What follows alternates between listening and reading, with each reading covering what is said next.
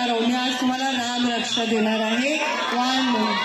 आणि ही रामरक्षा तुमचं रक्षण करो, तुमच्या कुटुंबावर संस्कार करो आणि तुम्हाला खूप खूप सुख शांती समृद्धी देवो.